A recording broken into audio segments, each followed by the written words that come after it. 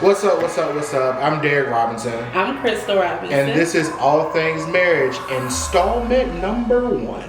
Welcome, guys. Welcome, welcome, welcome, welcome. We're glad that you joined us. And so we're going to kick things off with, I know a lot of you may not know who we are. If you do, that's fine. But that either way, we're going to kick things off with a little introduction of ourselves. We're going to tell you a little bit of who we are, where we come from, what we do, why we want to do this All Things Marriage Talk.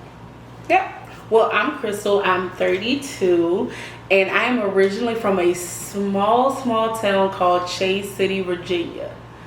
Yeah, you probably never heard of it, but that's okay. I love it. Hi, guys from Chase City. Right. And again, I'm Derek. I'm from Highland Springs, Virginia, home of the Springers.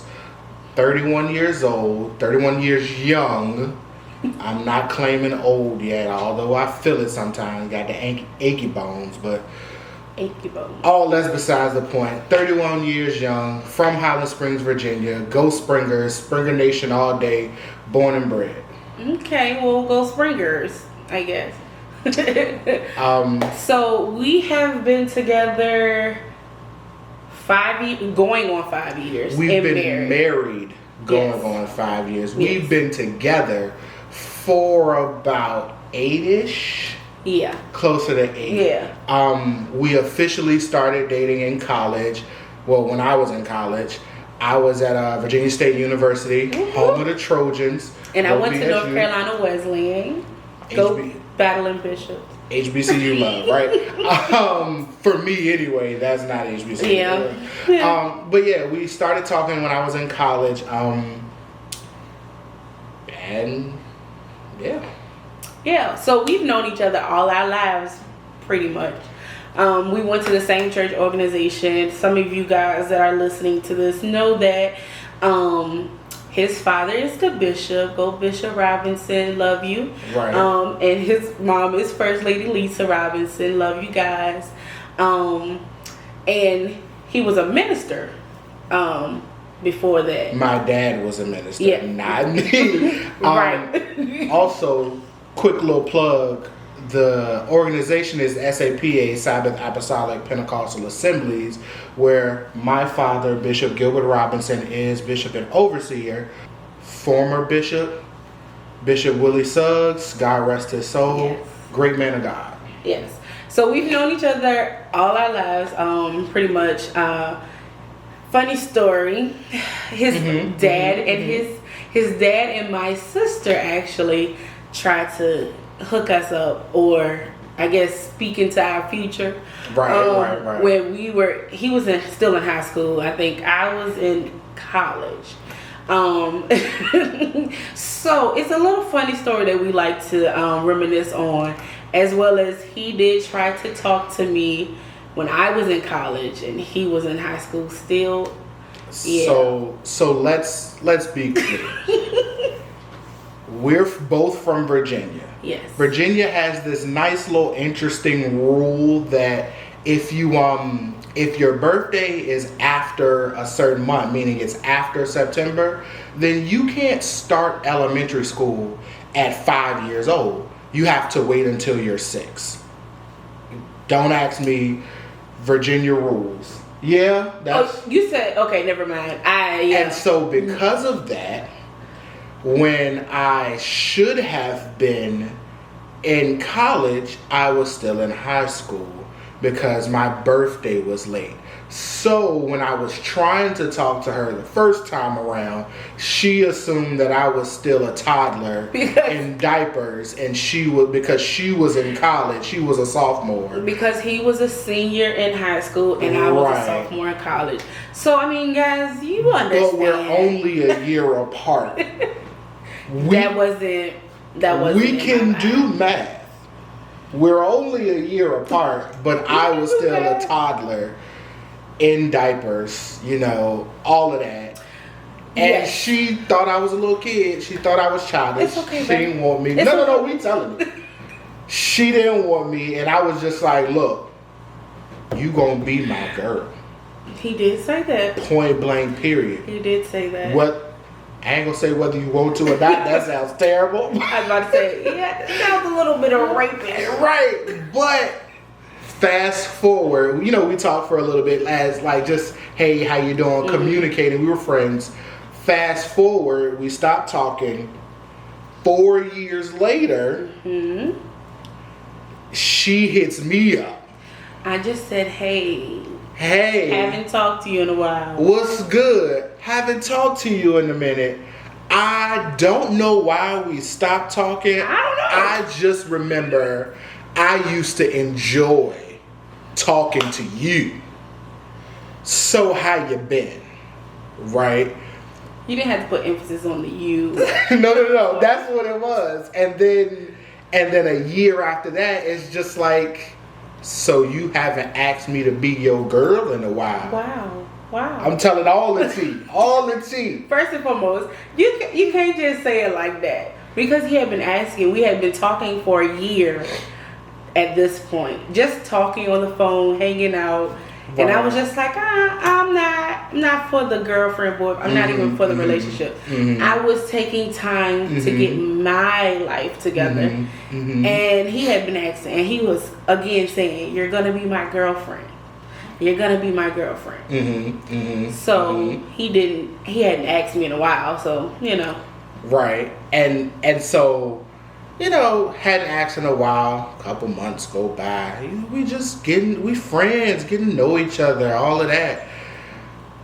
So you haven't asked me to be your girl in a while. Okay. What's your point? You haven't asked. You haven't asked. Okay. Why? Should I ask? I don't know. You never know what kind of answer you might get. So I was just like, all right, I'll humor you. Crystal, would you be my girlfriend? Yes. And so, me being the type of guy that I am, the next time that we go on a date, I got it all queued up and ready to rock and roll. We in the car, we roll into the movies, I believe it was. And I was just like, because again, this has been 5 years since I told her that she was going to be my girl. And then she was just like, you too much of a kid. I was just like, I bet. Got it all queued up. Going to the movies. Get in the car. And I was just like, I got something I want you to hear. I got a song just for you. And she's just like, what's that?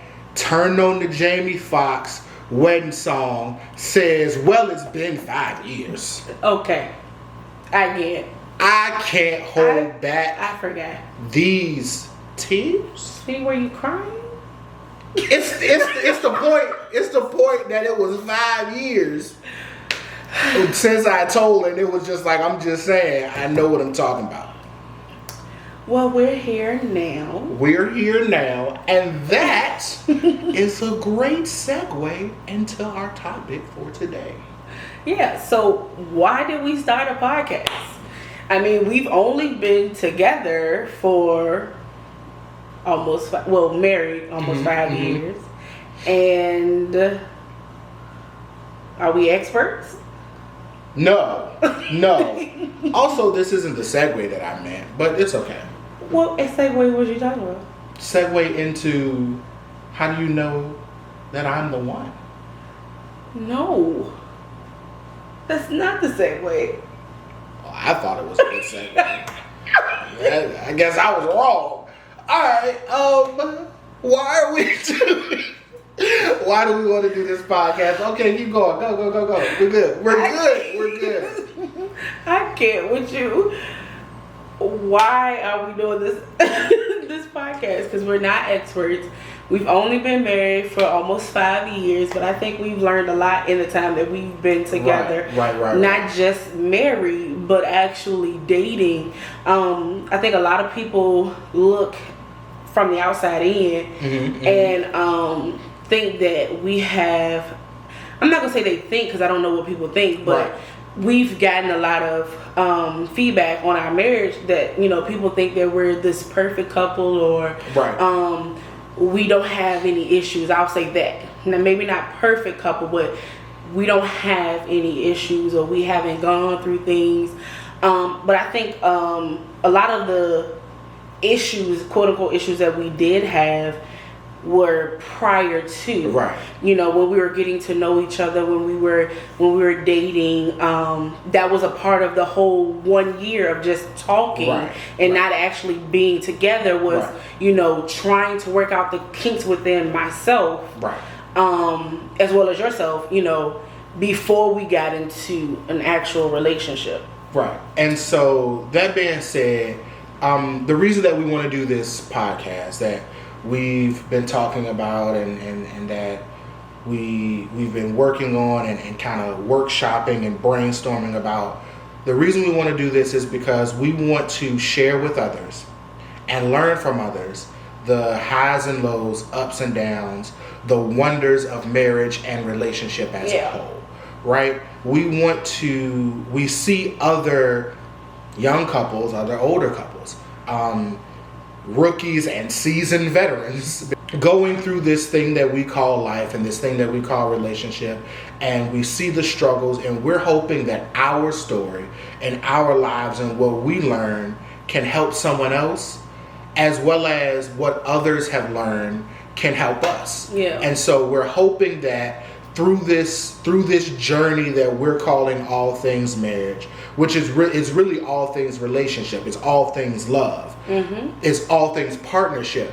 But through this journey that we're calling all things marriage, we're hoping that someone can learn, someone can grow, and a relationship can become stronger and better and more solidified, and we can have some laughs along the way, honestly. Yeah, I think a big thing for both of us is we love to learn in our own ways, right, of course. Right. We love to learn, we love to grow, and we want to be the best at anything we put our hands to. Right. And marriage is the one big thing that we want to make sure we get right. We've seen examples of good relationships. We've seen examples of bad relationships. Right. And we want to be the example of a good relationship. Right. Within ourselves, right. within God, with God. Not saying that we're on a pedestal above anybody else, but I feel like in anything, especially in God, you want to be a good example. Right. To those that look at you and look upon you, or that you come and encounter with.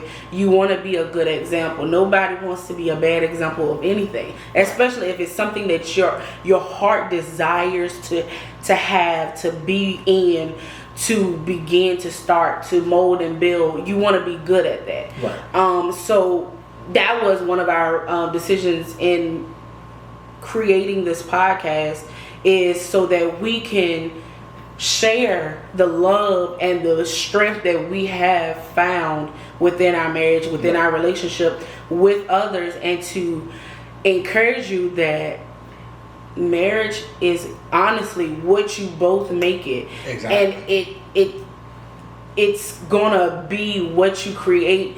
You have to work at it day by day, moment by moment. Even in the bad times, I know when we're having an issue or we're upset with something one of us has said or done, I honestly want to, my heart's desire is to make it better.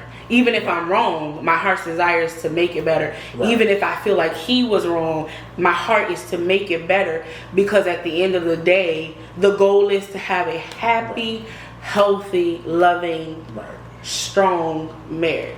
Right. And so we're hoping that, as you said, we can share in our experiences, and we can take the lessons that we've learned both from our experiences and from the examples that we've had, good and bad, and utilize those to again grow this thing that we call marriage. Watch this though. Watch this. I'm scared. I got you. I'm scared. It was a hair, and I had to get it. It's love. It's love. It's confusing. No, I I like throwing her off a little bit. That's all. No big deal. But okay. But anywho, all of that being said, let's jump right into the conversation that I thought we were segueing into a few minutes ago, and that is, how do you know when you found the one? Whew, that's deep. Mm-hmm. That's deep because I'm gonna tell you guys, I don't usually have like straightforward answers when it comes to people, because there's so many levels and layers to us that there's not always a straight answer. With God, it's a straight answer, you know, sometimes. Right. But with I get, you know, with us, it's there's layers, you know. So when you're looking at, how do I know that he is the one? Like, is it because I got butterflies in my stomach, or is it because, you know, he's handsome and he says all the right things? No. No, it's not. I think it comes from consistency. It comes from actions speak louder than words. I think it comes from, how does this person treat me, my children, my family, his family? What does his family say about him? What does his or her family say about them? Right. And, you know, do they have that sparkle in their eye? My husband is taking jabs. I'm not taking jabs. It's, you know, it's just, you know, sometimes there's just a twinkle in the eye, you know. Twinkle, twinkle, little star, how I wonder what you are. Okay. But no, I totally agree. I feel like when we all look for the one, and we look at the romanticized version that television tells us about, that, you know, our family and friends tell us about, like she said, oh, the butterflies in my stomach, the twinkle in his eye, the you know, I just, you know, it's sparks flying, it's just so much chemistry. And honestly, you know, all those things, they go away. Yeah. Like when the arguments happen, when he leaves his socks on the floor, we aren't talking about that yet, because you got to know they're the one before the socks get to the floor. You're right. Jabs.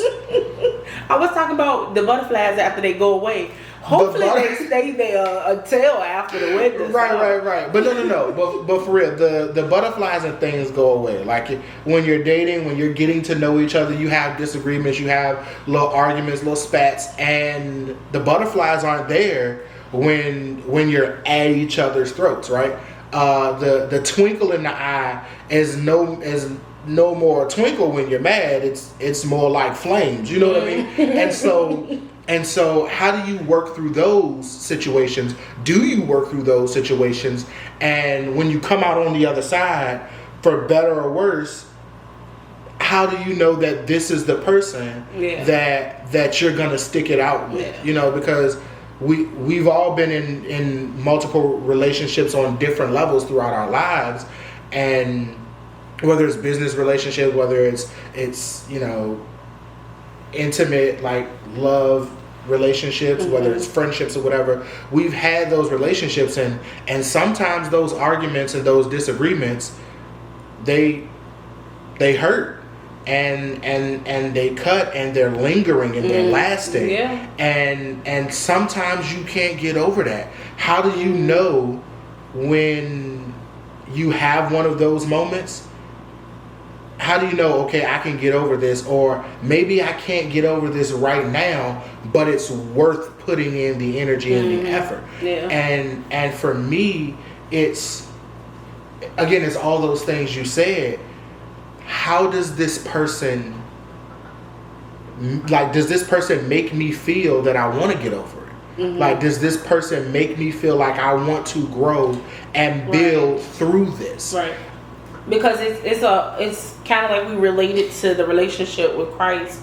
Are we accidentally doing something and then we're sorry that we're doing it, right, or that we did it, and we're asking for forgiveness from our spouse, because forgiveness is a big part of that, yeah, of making your relationship work. Saying I'm sorry and receiving the sorry from your spouse is going to help super you. Important. Yeah, it's going to help you to move past whatever incident that is and build on your relationship.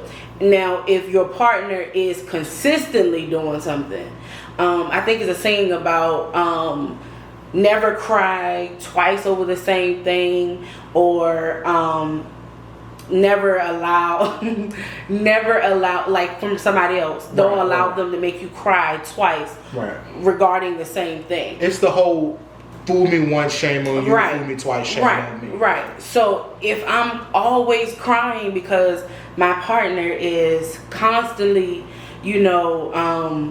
leaving socks on the floor, that's gonna be our metaphor. Not a major one. But if that's something that's a deal breaker for you, like, why can't you just pick up your socks? It starts off, like, oh my gosh, these socks on the floor. Why can't you just pick the socks up? And then it gets to a point where the person is deliberately doing it, or they're not taking the effort to stop doing it. You know what I'm saying? It's those little things that we see that are flags, that are red flags, that are coming up, and we're seeing them consistently. Right. They talk negatively, towards their parent. Well, they don't treat me like that, so that's on them. She must have did something. He must have did something. No. I don't care what my mama did. There's a level of respect that my mother has because she's my mother. Right. There's a level of respect that my father has because he's my father. And if you don't, and like she's saying, those things carry over.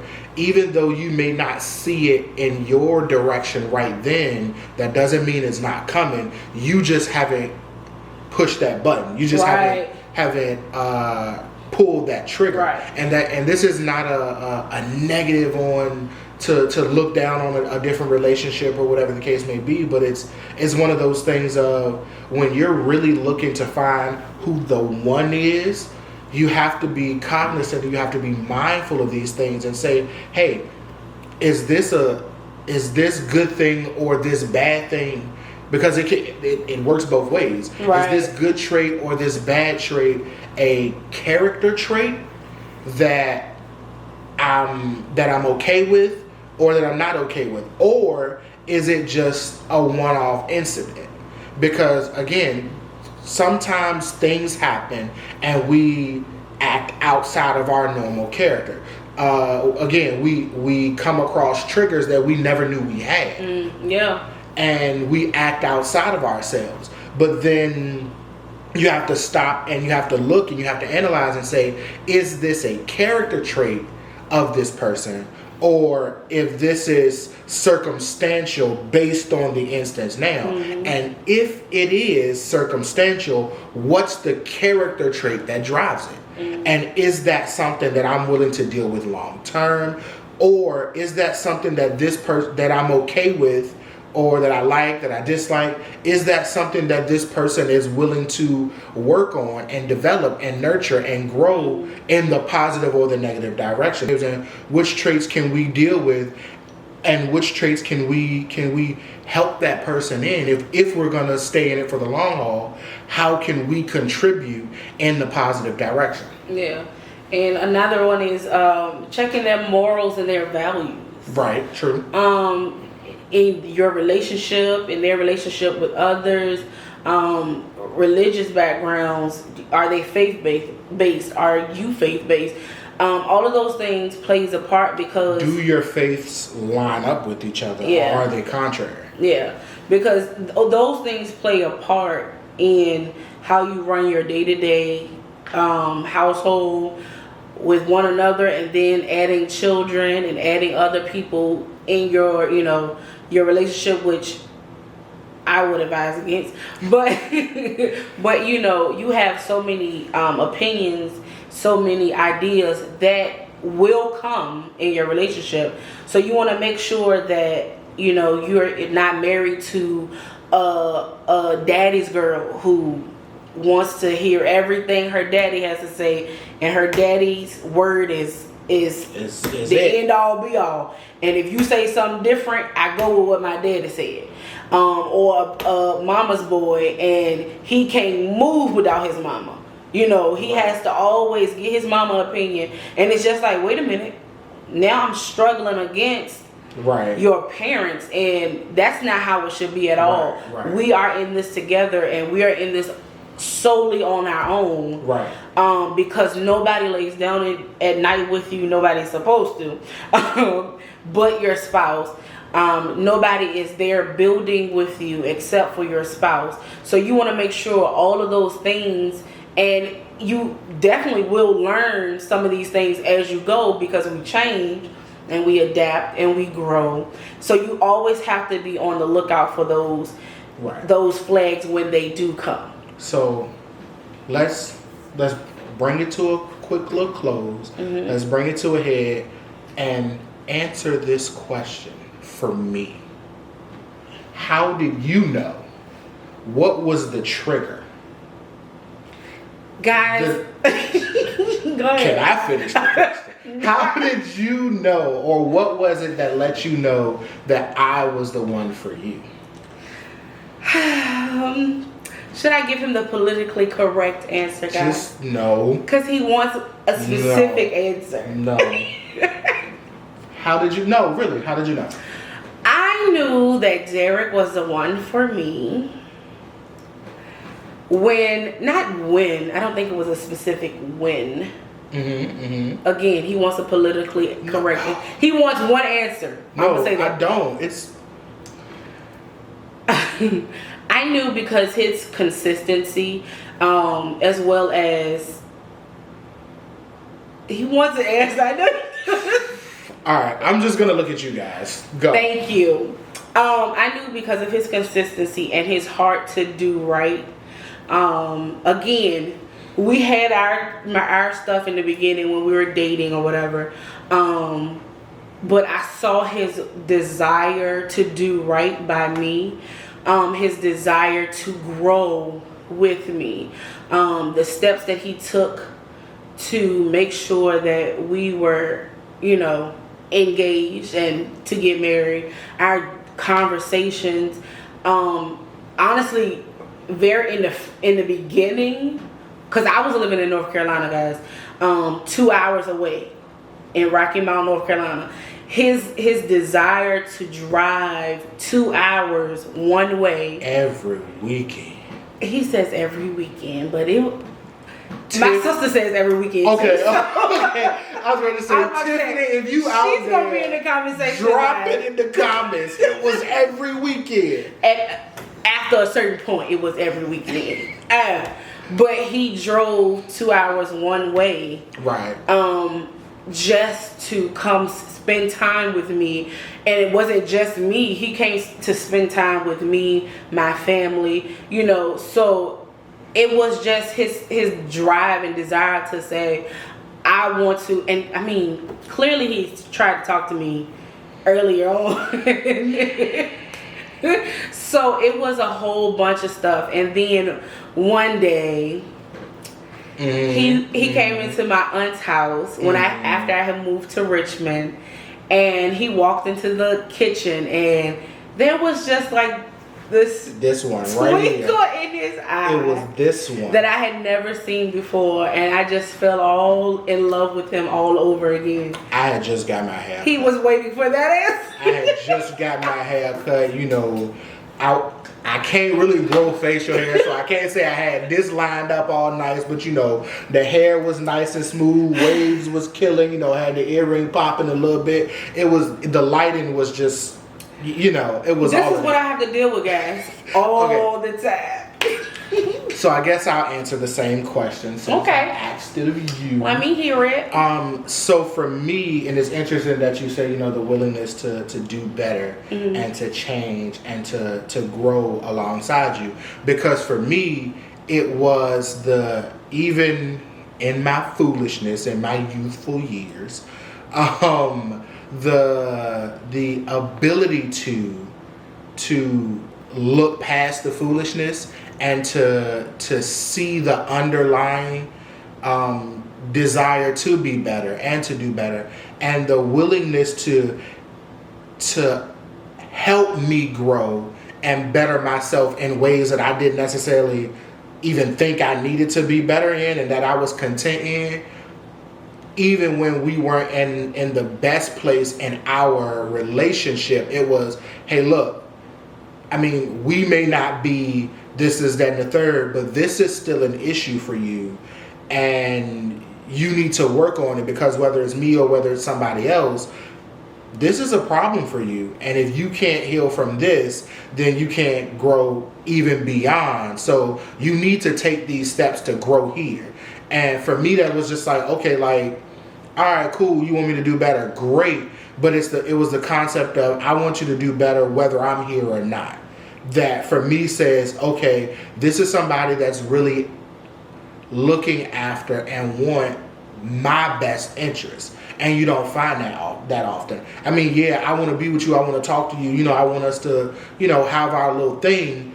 But even though our little thing is not going the way we expected, you still want me to be good. That was the signs of a real, help me. Hey. To me, that was a really big sign of this is someone's wife.